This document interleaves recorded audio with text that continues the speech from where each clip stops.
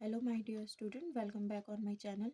Today, we will learn about the chemical formula and how we can find out the chemical formula of the compound. कि chemical formula क्या होता है और chemical formula को हम कैसे find out कर सकते हैं. Let's see.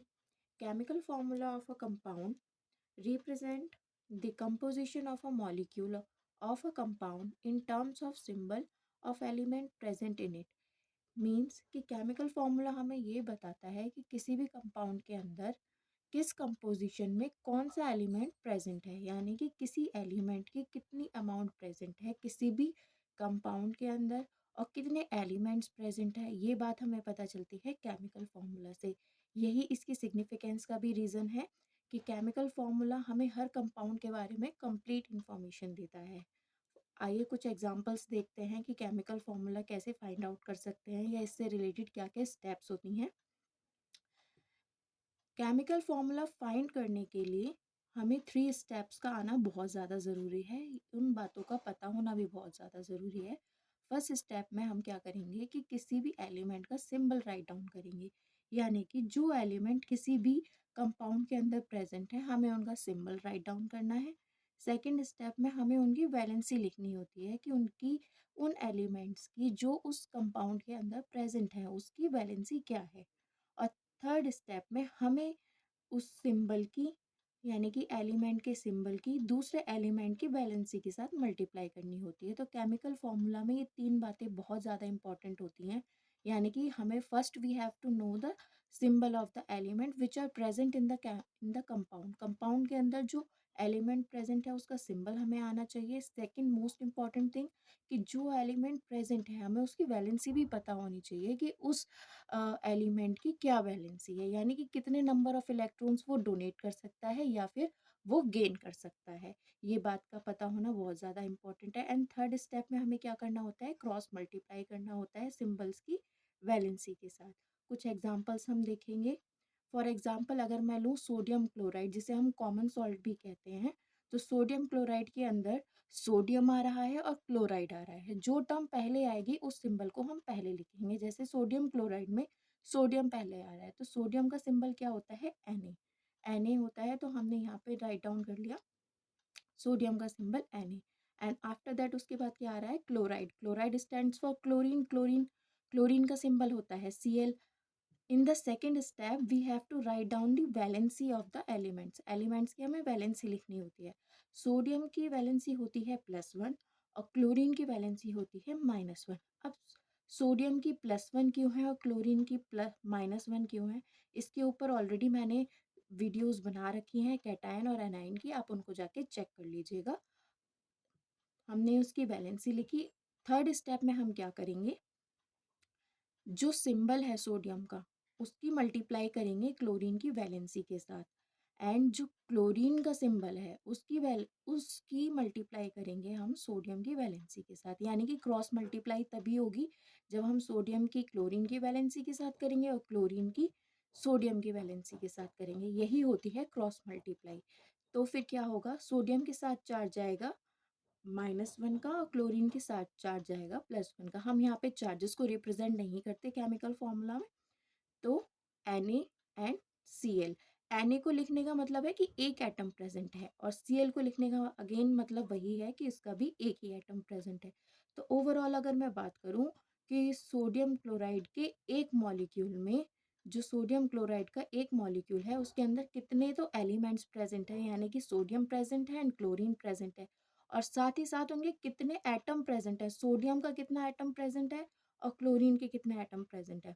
ये बात हमें पता चलेगी केमिकल फॉर्मूला फाइंड आउट करने के बाद. इसमें हमें पता चला कि सोडियम का एक ही एटम है और क्लोरीन का भी एक ही एटम है. सेकेंड एग्जाम्पल हम देखते हैं वाटर का. वाटर का फॉर्मूला होता है H2O. देखते हैं कैसे फाइंड आउट करते हैं. यहाँ हमने लिख लिया H, यहाँ हमने लिख लिया O. H stands for hydrogen and O stands for oxygen. After that हमें इनकी वैलेंसी लिखनी होती है. हाइड्रोजन की वैलेंसी +1 होती है, ऑक्सीजन की वैलेंसी -2 होती है. अब हम इनकी क्या कर देंगे, क्रॉस मल्टीप्लाई कर देंगे. हाइड्रोजन के साथ जो चार्ज जाएगा क्रॉस मल्टीप्लाई होने के बाद वो जाएगा 2 एंड ऑक्सीजन के साथ जो चार्ज जाएगा वो जाएगा +1। चार्जेस हम यहाँ पे रिप्रेजेंट नहीं करेंगे उनके साइन को, तो ये हमारा जो फॉर्मूला बना H2O का यानी कि वाटर का, इस क्या बना H2O। H2O का केमिकल जो नेम होता है वो होता है डाईहाइड्रोजन मोनोऑक्साइड, केमिकल नेम होता है। अगर मैं इसको नेम से रिप्रेजेंट करने की कोशिश करूँ कि डाईहाइड्रोजन मोनोऑक्साइड का मेरे को केमिकल फॉर्मूला फाइंड आउट करना है, तो मैं लिखूंगी hydrogen and oxygen. After that मैं उनकी वैलेंसी लिख लूंगी, फिर उनकी क्रॉस मल्टीप्लाई कर दूंगी और मेरे पास क्या आ जाएगा, फॉर्मूला आ जाएगा। सिमिलरली आप देखिए अमोनिया के केस में, अमोनिया का जो फॉर्मूला होता है, अमोनिया का फॉर्मूला होता है नाइट्रोजन ट्राई ट्राईहाइड्राइड। क्या फॉर्मूला होता है अमोनिया का, chemical formula, name nitrogen hydride. तो नाइट्रोजन का मैं सिंबल लिख लूंगी यहाँ पे और हाइड्रोजन का सिंबल लिख लूंगी। N stands for nitrogen and H stands for hydrogen. In the second step मैं लिखूंगी इनकी वैलेंसी। नाइट्रोजन की वैलेंसी होती है -3 और हाइड्रोजन की वैलेंसी होती है +1। इन द थर्ड स्टेप मैं क्या कर दूंगी, इनकी क्रॉस मल्टीप्लाई कर दूंगी। हाइड्रोजन को 3 के साथ मल्टीप्लाई कर दूंगी और एन को 1 के साथ मल्टीप्लाई कर दूंगी। ये जो वैलेंसी जो हम मल्टीप्लाई कर रहे हैं सिंबल्स के साथ, ये हमारा जो है नीचे हम इसको नीचे लिखते हैं, हम इनको नीचे इस फॉर्म में लिखते हैं, ऊपर नहीं लिखते। आप जानते होंगे कि सुपर स्क्रिप्ट होती है और सब स्क्रिप्ट होती है, तो हम इन्हें सब स्क्रिप्ट में लिखते हैं, सुपर स्क्रिप्ट में नहीं लिखते। तो इसका फॉर्मूला हो जाएगा NH3। अगर आफ्टर दैट हम फाइंड करेंगे फॉर्मूला कार्बन डाइऑक्साइड का। कार्बन डाइऑक्साइड, तो पहले जिसका नेम आ रहा है हम उस एलिमेंट को पोजीशन देंगे। पहले आ रहा है कार्बन एंड देन आ रहा है डाइऑक्साइड। तो कार्बन का सिंबल होता है C और ऑक्साइड स्टैंड्स फॉर ऑक्सीजन, तो ऑक्सीजन का सिंबल लिख लिया हमने O। अब सेकंड स्टेप में हमें क्या करना होता है, हमें लिखनी होती है इनकी वैलेंसी। कार्बन की वैलेंसी होती है 4, ऑक्सीजन की वैलेंसी होती है 2। अब थर्ड स्टेप में क्या कर देंगे, इनकी कर देंगे क्रॉस मल्टीप्लाई। क्रॉस मल्टीप्लाई होने के बाद हमारे पास आएगा C2O4, C2 एंड O4। लेकिन अभी तक हमने क्या पढ़ा हुआ है कार्बन डाइऑक्साइड का फॉर्मूला, कि कार्बन डाइऑक्साइड का फॉर्मूला तो CO2 होता है, लेकिन यहाँ पे कैलकुलेट होने के बाद तो आ रहा है C2O4। तो ये CO2 में ही कन्वर्ट हो जाएगा। हमें इस फॉर्मूले को सिंपलेस्ट फॉर्म में कन्वर्ट करना पड़ेगा। हमें इसको ही नहीं, जो भी हम फॉर्मूला कैलकुलेट करेंगे उन सारे फॉर्मूलाज को सिंपलेस्ट फॉर्म में ही कन्वर्ट करना होता है। जैसे कि आप देख सकते हो यहाँ है 2 और यहाँ है 4, तो 4 इज द मल्टीपल ऑफ 2, यानी कि 4 2 से डिवाइड हो सकता है, तो हम इसको डिवाइड करने के बाद ही अपना फॉर्मूला बनाएंगे। 2 से आप इसको डिवाइड कर दीजिए, 2 1 ज़ा 2 एंड 2 2 ज़ा 4, तो ये हमारा फॉर्मूला कन्वर्ट हो जाएगा CO2 में। अगर आपको मेरी वीडियो अच्छी लगी हो, please like my video and subscribe my channel and hit the bell icon. Thank you.